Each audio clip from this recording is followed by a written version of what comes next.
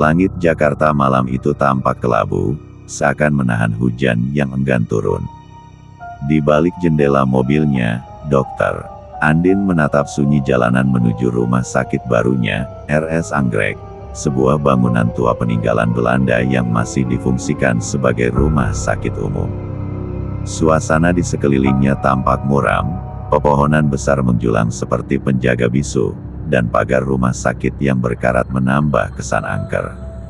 Andin tak banyak tahu soal tempat ini, hanya bahwa ia ditugaskan dinas malam di ruang UGD selama beberapa bulan ke depan. Kamu beruntung dapat tempat di RS Anggrek, walaupun katanya banyak cerita aneh di sana, ujar salah satu seniornya sebelum ia berangkat. Andin tertawa kecil saat itu, menganggapnya cuma gurauan iseng para tenaga medis. Begitu sampai, udara dingin langsung menyambutnya. Di lobi utama, cahaya lampu temaram, dan bau karbol menyengat menyeruak, bercampur aroma lembab khas bangunan tua. Seorang perawat tua menyambutnya dengan senyum kaku. "Selamat datang, Dokter Andin. Saya Bu Rini. Saya yang bertugas malam ini di UGD bersama dokter." Mereka berjalan menyusuri lorong panjang. Dinding-dinding rumah sakit itu dipenuhi cat putih kusam yang mulai mengelupas. Langkah mereka menggema, dan sesekali terdengar bunyi tikus berlarian di atas plafon. "Lorong ini dulu bekas ruang perawatan jiwa tahun 80-an, bisik Bu Rini pelan. "Tapi sekarang hanya digunakan untuk gudang." Andin mengangguk pelan. Tapi entah kenapa, bulu kuduknya meremang. Saat memasuki ruang UGD, semuanya tampak biasa. 3 pasien tengah dirawat, dan monitor-monitor berdetak pelan. Malam pun berlalu tanpa hal mencurigakan, hingga sekitar pukul 2 pagi. Saat Andin hendak keluar sebentar ke toilet, ia melewati lorong yang tadi ditunjukkan Bu Rini. Tanpa sadar, ia menoleh, dan melihat sesuatu. Seseorang, atau sesuatu, melintas pelan di ujung lorong yang gelap. Suaranya bukan suara langkah kaki, tapi suara gesekan, seperti tubuh diseret di lantai. Andin mematung. Ia menyipitkan mata, mencoba memastikan apa yang ia lihat. Sesosok berpakaian putih, rambut panjang menjuntai, dan tubuh bagian bawahnya seperti tak utuh. "Bu Rini," panggil Andin pelan, tapi tidak ada jawaban. Sesaat kemudian, lampu lorong berkedip-kedip pelan. Sosok itu berhenti, menoleh ke arah Andin. Wajahnya hancur sebelah, matanya kosong dan hitam. Darah menetes dari mulutnya. Andin terpaku, tak bisa bergerak. Tiba-tiba, lampu padam. Semua lorong menjadi gelap gulita. Andin mundur terburu-buru, napasnya memburu. Saat kembali ke UGD, lampu di sana menyala seperti biasa, dan Bu Rini berdiri di dekat pasien. "Dokter Andin, kenapa pucat begitu?" tanya Bu Rini. Andin menatapnya dengan napas tak teratur. "Bu, di lorong itu barusan, saya lihat sesuatu." Bu Rini terdiam sejenak, lalu ia berkata pelan, "Lorong itu memang sebaiknya tidak dilewati malam-malam, Dok." Dan di balik kata-kata itu, Andin tahu, ia baru saja membuka pintu menuju mimpi buruk yang sesungguhnya. Hari kedua dinas malam, Andin masih dihantui bayangan sosok wanita berpakaian putih yang ia lihat di lorong kemarin. Sepanjang hari, pikirannya dipenuhi pertanyaan, apakah itu hanya ilusi karena lelah, atau memang ada sesuatu yang jauh lebih gelap di balik rumah sakit ini. Sore itu, sebelum jadwal jaga dimulai, Andin memutuskan untuk mencari jawaban. Ia menyelinap ke ruang arsip, sebuah ruangan di sayap barat rumah sakit yang sudah lama tak digunakan. Pintu besinya berderit saat dibuka, menebarkan debu dan aroma jamur yang menyesakkan. Rak-rak tua berjejer rapat, penuh dengan map rekam medis pasien dari puluhan tahun lalu. Ia menyisir rak demi rak, awalnya hanya iseng, hingga sebuah map lusuh dengan tulisan tangan menarik perhatiannya. Pasien 004 Mariana 1982. Jantung Andin berdetak cepat. Nama itu seperti menariknya ke dalam pusaran misteri. Meski ragu, ia membuka map tersebut. Di dalamnya, ia menemukan selembar foto wanita muda berpakaian suster, tersenyum samar. Wajahnya cantik, tapi sorot matanya menyiratkan kesedihan. Diagnosis yang tertulis membuat Andin merinding. Pasien mengalami trauma berat, luka dalam dan luar, tidak stabil secara emosional. Ditemukan di tangga utama rumah sakit dengan kondisi pendarahan hebat. Ada juga catatan tambahan, korban dugaan kekerasan. Pelaku tidak diketahui. Namun anehnya, di bagian bawah map itu, ada cap besar berwarna merah. Meninggal, jangan dibuka. Dokter, sebaiknya jangan lihat itu. Suara Bu Rini muncul tiba-tiba dari balik pintu, membuat Andin terlonjak kaget. Perawat tua itu berdiri dengan wajah tegang. "Bu, siapa Mariana?" tanya Andin, suaranya nyaris berbisik. Bu Rini menghela napas panjang. "Itu cerita lama. Mariana dulunya suster di sini, bertugas tahun 80-an. Cantik, ramah, tapi nasibnya tragis." Ia menatap Andin tajam. Sejak dia meninggal, banyak kejadian aneh di rumah sakit ini. Pasien meninggal mendadak, perawat hilang, suara aneh di lorong, semua dimulai setelah kematian Mariana. Andin menggenggam map itu erat. "Kenapa mapnya ada cap? Jangan dibuka. Bukankah ini bagian dari arsip?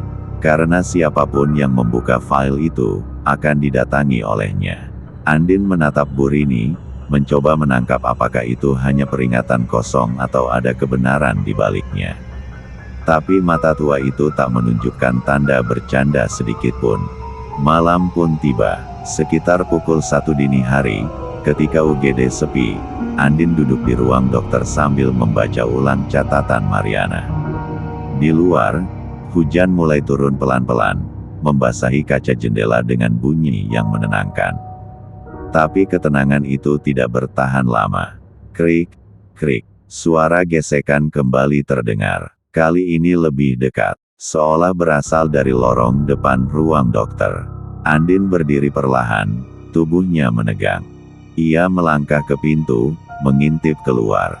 Kosong, tapi ketika ia menoleh ke arah lorong kanan, jantungnya hampir berhenti. Di ujung lorong, terlihat bayangan sosok perempuan merangkak pelan. Gaunnya putih, berlumuran darah. Rambutnya panjang menutupi wajah. Tubuh bagian bawahnya, tidak tampak bergerak seperti kaki normal. Ia ngesot, meninggalkan jejak darah di lantai. Andin menahan napas, tubuhnya gemetar. Suster itu berhenti. Perlahan menoleh, wajahnya rusak. Sebelah matanya menggantung, dan bibirnya robek seperti tersenyum paksa. Lalu, ia berbisik lirih. "Kamu, buka fileku." Andin tercekat. Sosok itu masih menatapnya dari ujung lorong dengan wajah rusak dan mata kosong. Darah menetes dari dagunya, mengalir ke lantai, meninggalkan jejak merah yang panjang. Suara bisikannya menggema di kepala Andin, seolah diucapkan langsung ke dalam telinganya. "Kamu, buka fileku." Andin mundur perlahan. Tangannya gemetar saat meraih gagang pintu ruang dokter dan menutupnya cepat. Napasnya tersengal. Ia menyandarkan punggung ke pintu, mencoba menenangkan diri. Beberapa detik berlalu. Hening. Tapi tiba-tiba, "DUKK. DUKK. DUKK." Suara benda berat menghantam lantai terdengar dari luar. Seperti tubuh yang diseret mendekat. Pelan, namun pasti. Andin memejamkan mata. Ia mencoba berpikir logis. Ini tidak mungkin. Ini cuma ilusi, halusinasi karena kurang tidur. Tapi suara itu terus terdengar. Gesekan kain. Tarikan napas berat. Aroma anyir darah mulai menyeruak masuk ke dalam ruangan. Bau itu tajam dan menyengat, membuat perut Andin mual. Lalu, hening lagi. Andin mengintip dari celah pintu. Kosong. Ia berjalan cepat ke UGD, memastikan pasien dan perawat masih aman. Di sana, Bu Rini sedang mengganti infus salah satu pasien. Begitu melihat wajah pucat Andin, ia langsung tahu sesuatu terjadi. Dia muncul lagi, "Iya?" tanya Bu Rini pelan. Andin hanya mengangguk. Bu Rini menarik napas dalam. "Saya sudah bilang, Dok, jangan buka file itu. Nama Mariana tidak boleh disebut, apalagi malam-malam seperti ini." "Tapi kenapa? Apa yang sebenarnya terjadi padanya?" Bu Rini terdiam sejenak, lalu berkata lirih, "Mariana bukan bunuh diri seperti yang ditulis di arsip. Ia dibunuh oleh sesama staf rumah sakit. Ada dokter yang memperkosanya, lalu membuang tubuhnya di lorong barat. Mereka menutupinya, memalsukan laporan. Tapi arwah Mariana tidak pernah tenang." Andin membeku, tubuhnya merinding. Ia baru sadar, file itu bukan sekadar arsip. Itu adalah bukti pembunuhan, dan ia baru saja membangunkan kemarahan yang sudah lama terkubur. Tiba-tiba, lampu di ruang UGD padam. Semua ruangan gelap gulita. Sirine alat medis berbunyi serempak. BIP, BIP, BIP. Monitor jantung pasien mendadak menunjukkan garis lurus. Andin dan Bu Rini panik. Mereka menyalakan senter dari ponsel dan memeriksa pasien satu persatu. Salah satunya, seorang pria tua yang sebelumnya stabil, kini tak bernapas. Andin langsung lakukan CPR, sementara Bu Rini mencari defibrilator. Tapi sebelum sempat digunakan, senter Andin berkedip dan padam. Dalam kegelapan itu, Andin mendengar suara isak tangis. Tangisan perempuan, lirih, penuh penderitaan, dan kemarahan. "Aku tidak mati sendiri." Senter Bu Rini menyala, menyorot ke dinding UGD. Di sana, muncul tulisan merah seperti darah, membentuk kalimat besar. "Kalian semua harus merasakan." Andin terdiam. Dalam hatinya, ia tahu, ini bukan gangguan biasa. Mariana tidak hanya bergentayangan. Ia mencari balas dendam. Dan malam ini, kutukannya baru saja dimulai. Pagi belum juga tiba, namun malam itu terasa begitu panjang bagi Andin. Setelah kejadian di ruang UGD, satu pasien meninggal, dan dua lainnya mengalami penurunan kondisi mendadak tanpa sebab medis yang jelas. Dokter jaga lain tak ada yang datang malam itu, dan sistem telepon rumah sakit mendadak lumpuh. Andin memutuskan untuk menelusuri lorong barat, tempat Mariana terakhir ditemukan, demi mencari jawaban, atau setidaknya menenangkan pikirannya yang kalut. Bu Rini sempat melarangnya keras, namun Andin sudah tidak tahan dengan rasa bersalah yang menggerogotinya. File Mariana masih berada dalam saku jasnya, seolah terus memanggil arwah yang marah itu. Lorong barat sepi, lembab, dan sebagian lampunya berkedip lemah. Tangga tua yang mengarah ke lantai bawah, bagian yang sudah lama tak digunakan, berada di ujung lorong itu. Saat Andin melangkah mendekat, ia merasakan hawa dingin menjalar naik dari ubun-ubun ke tulang punggungnya. Ceklek, lampu di atas tangga padam. Hanya cahaya redup dari senter ponsel yang menyala di tangannya. Ia menunduk, ada jejak darah menetes dari anak tangga paling atas, menuruni setiap pijakan, mengarah ke ruang bawah tanah. Aroma amis menyengat begitu kuat, seolah darah itu masih segar. Andin menelan ludah, lalu perlahan menuruni tangga. Langkah demi langkah terasa berat, seakan ada sesuatu yang menahannya untuk turun lebih dalam. Tapi rasa penasaran lebih besar dari rasa takutnya. Saat ia tiba di ujung tangga, matanya menangkap sesuatu. Sebuah bayangan wanita duduk membelakanginya, rambut panjang tergerai, mengenakan gaun putih yang robek dan kotor. Bahunya bergetar, seperti menangis. Andin menggigil, tapi ia memaksakan diri bicara. "Mariana." Bayangan itu langsung berhenti menangis. Kepalanya menoleh pelan, sangat pelan. Dan saat wajahnya sepenuhnya terlihat, Andin menjerit tertahan. Wajah itu tak utuh. Separuh pipinya terbuka, tulang rahangnya menyembul. Bola mata sebelah kanan tidak ada, hanya lubang kosong yang hitam. Namun yang paling mengerikan adalah senyuman lebar yang sobek hingga ke telinga. Ia berbicara, tapi tanpa menggerakkan bibir. Aku dibuang di sini, tubuhku tak pernah dikuburkan. Andin mundur satu langkah, tapi Mariana meluncur cepat ke arahnya dengan gerakan menggeliat dan menyeret tubuhnya. Darah memercik dari bekas luka di tubuhnya. Andin tersandung dan jatuh ke lantai. File yang ia bawa terlempar terbuka. Foto Mariana jatuh menghadap ke atas. Anehnya, Mariana berhenti. Ia menunduk menatap foto itu. Dan seketika tubuhnya mulai bergetar hebat, lalu mengeluarkan suara jeritan tinggi yang menggema dalam lorong sempit. Aku bukan gila, mereka yang menjadi iblis. Lampu-lampu meledak satu persatu. Suara tangisan berubah jadi lolongan histeris. Lantai bergetar, dinding mulai retak. Andin tak bisa bergerak, tubuhnya kaku.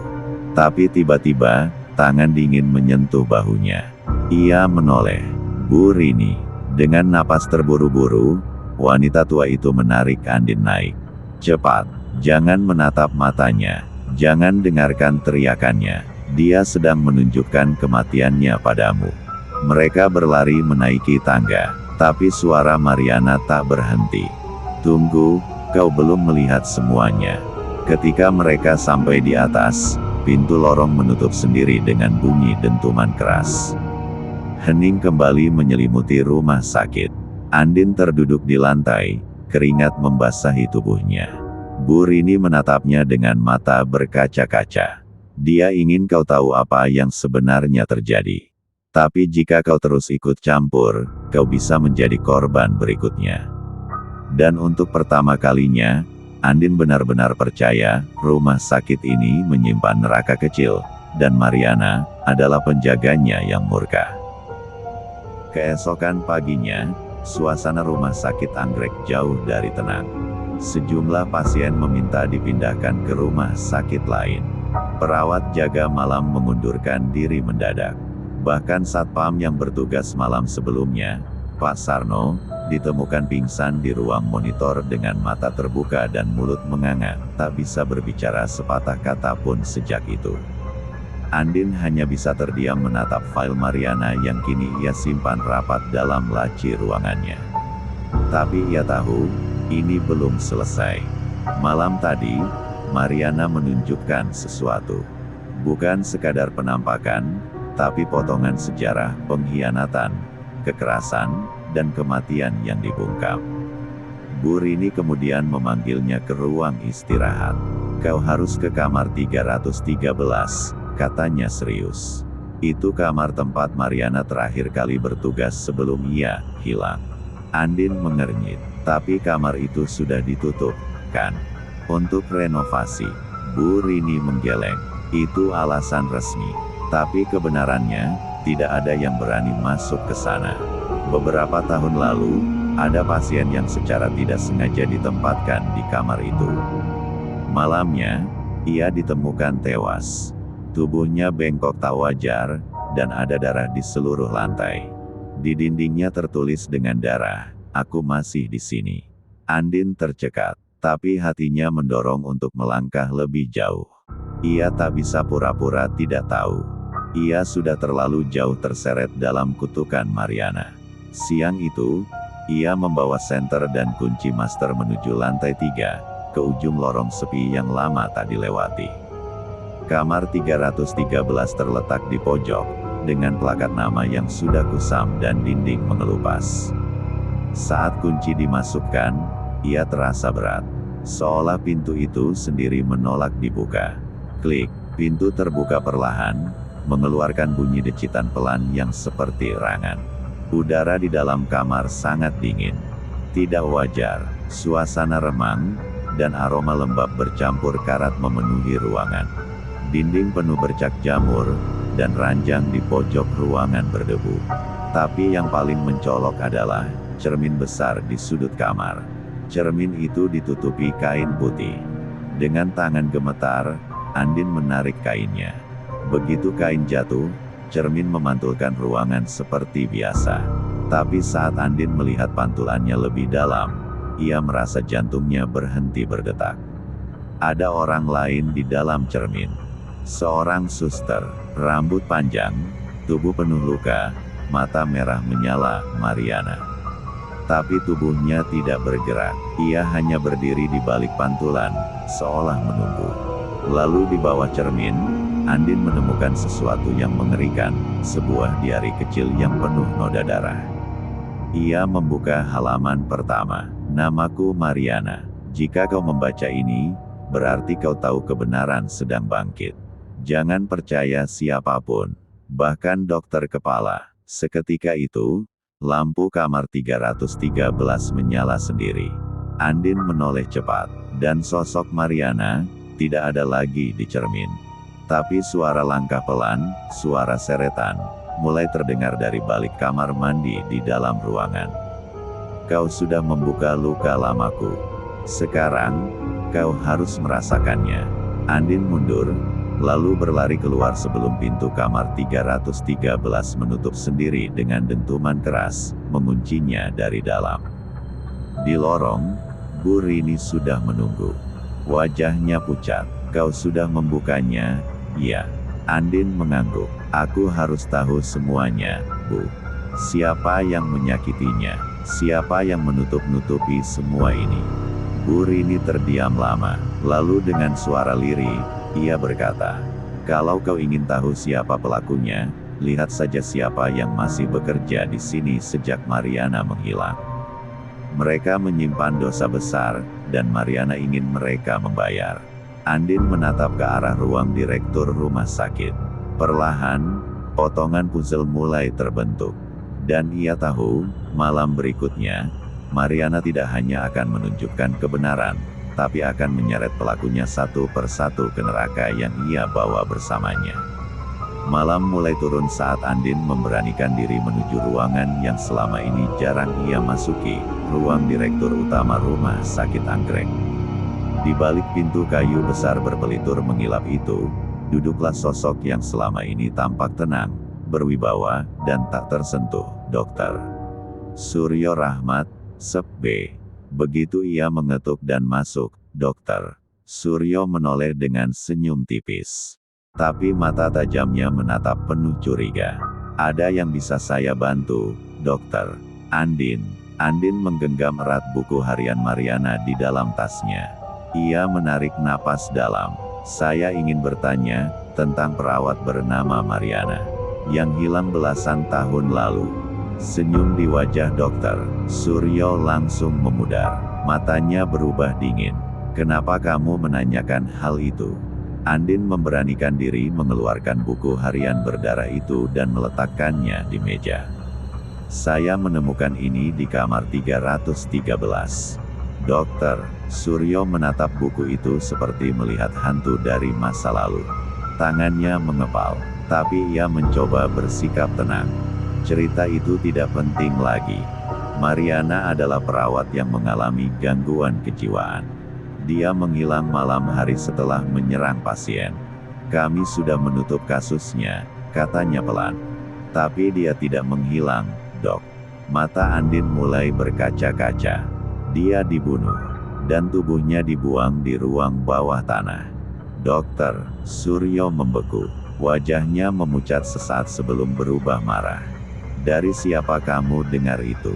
Andin tidak menjawab, tapi suara dari balik ruangan menjawabnya lebih dulu, suara tangisan lirih yang pelan-pelan berubah menjadi jeritan menyayat. Kau. Lampu ruangan berkedip-kedip, suara langkah terseret mulai terdengar dari balik tembok. Andin terpaku saat melihat jam antik di dinding berputar mundur sendiri, dan suhu ruangan turun drastis. Dokter Suryo berdiri dengan gugup. Dia datang, dia tak seharusnya bisa masuk ke sini. Tiba-tiba, cermin kecil di sudut ruangan pecah sendiri. Dan dari pantulan retaknya, tampak bayangan Mariana sedang merayap perlahan ke dalam ruangan, dari celah-celah lantai. Kau pikir bisa menyembunyikannya selamanya, Suryo? Dokter Suryo panik, mundur ke pojok. Kau sudah mati. Tapi dendamku hidup, karena kau tak pernah meminta maaf. Andin melihat dengan ngeri saat tangan berdarah Mariana menjulur keluar dari balik rak buku, meraih kaki dokter. Suryo, dokter tua itu menjerit, mencoba melepaskan diri. Tapi semakin dia berontak, tubuhnya terseret ke bawah, ke arah tembok yang perlahan menganga seperti mulut mengerikan. Andin mencoba menarik dokter Suryo, tapi Mariana menatapnya dengan mata putih pekat. Bukan urusanmu, dokter kecil. Ini pembalasan. Dokter Suryo terakhir kali berteriak saat tubuhnya ditarik ke dalam lubang gelap itu.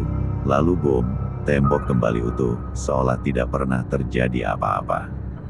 Hening. Andin terduduk lemas di lantai. Di meja, buku harian Mariana terbuka sendiri pada halaman terakhir.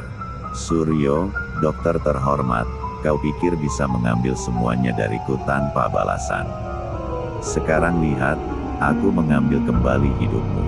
Pintu ruangan terbuka sendiri. Di luar, Bu Rini berdiri dengan wajah sendu. Satu sudah dibawa, tapi masih ada yang lain. Andin menatapnya dengan ngeri. Masih ada siapa lagi? Bu Rini menatap lurus ke arah ruangan staf medis. Yang memaksa Mariana bungkam, yang membungkus kematiannya dengan kedok administrasi, yang masih hidup dan merasa aman.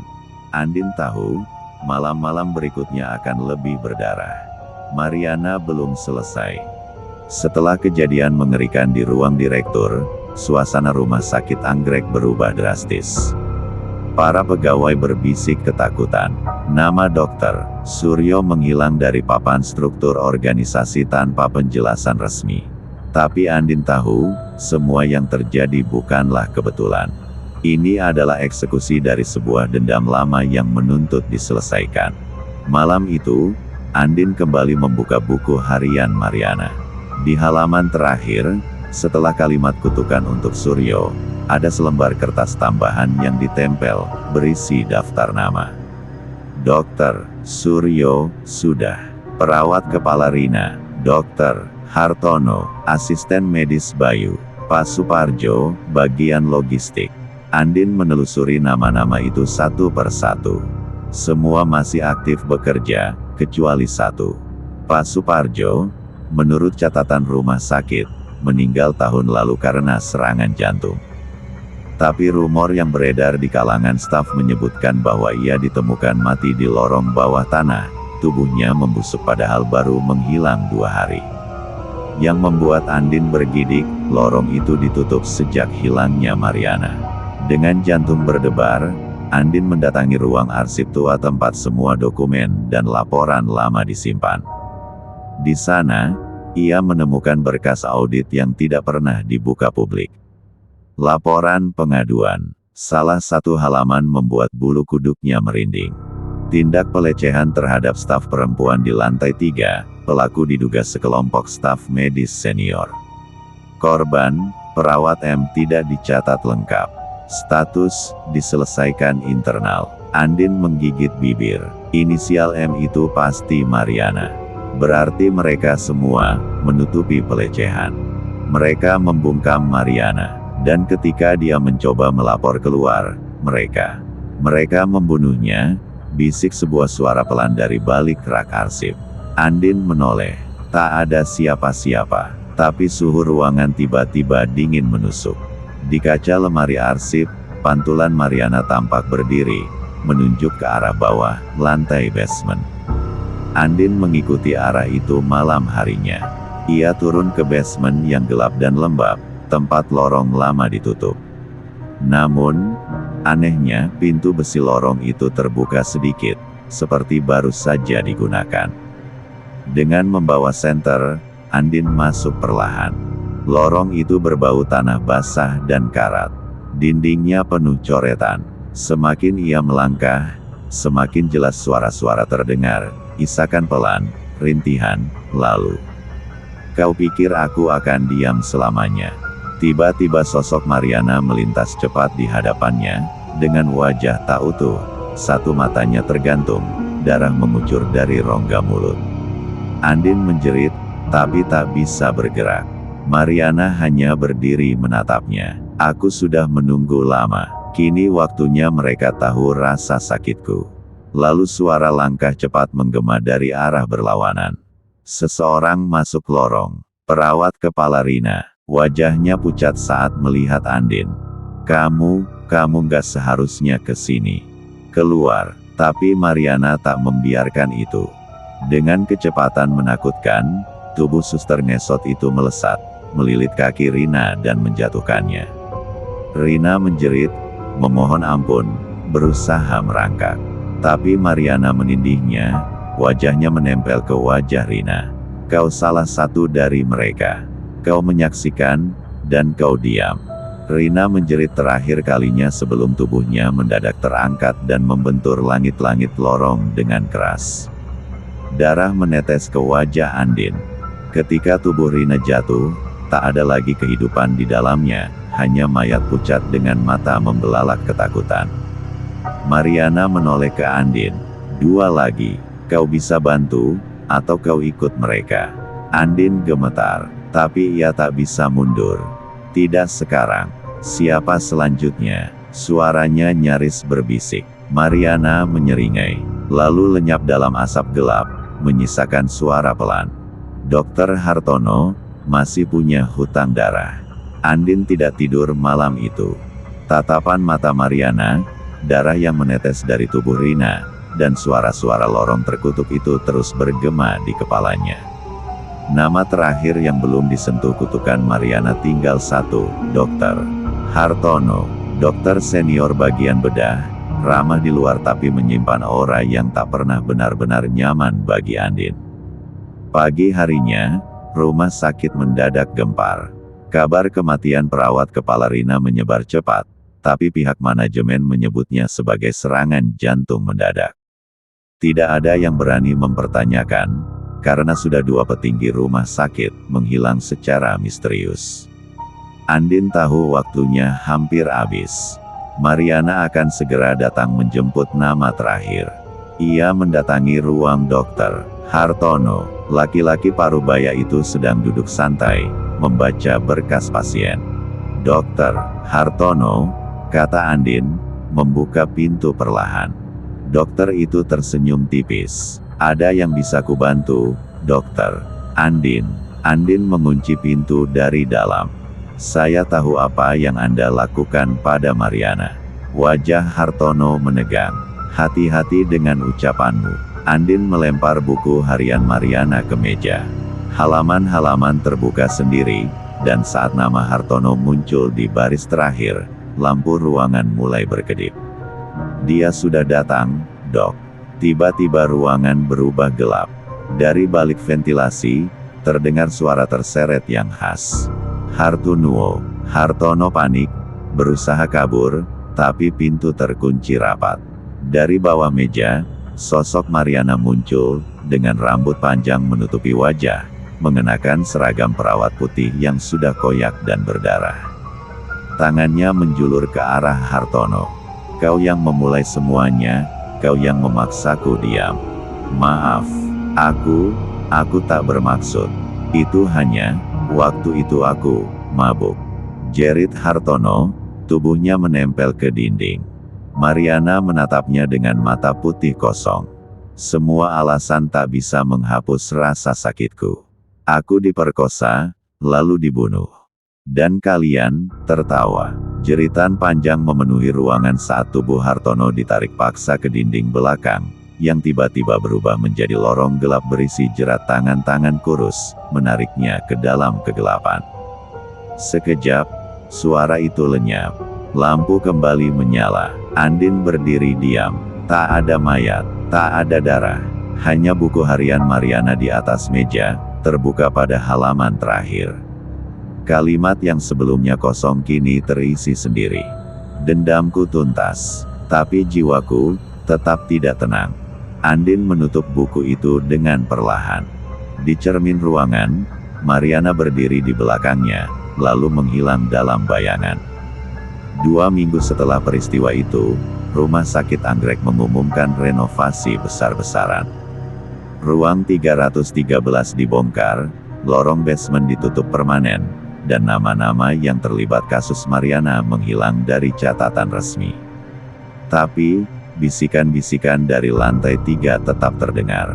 Kadang, pasien baru mengaku melihat suster tanpa kaki berdiri diam di ujung lorong, menyentuh kepala mereka dan berkata pelan, "Kau, baik-baiklah di sini, ya."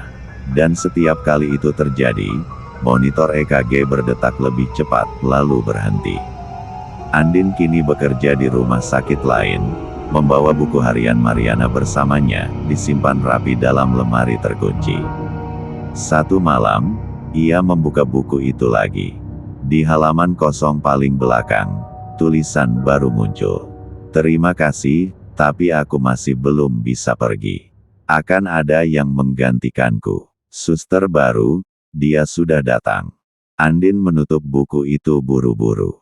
Di lorong rumah sakit, suara langkah terseret mulai terdengar lagi. Serit, serit, serit.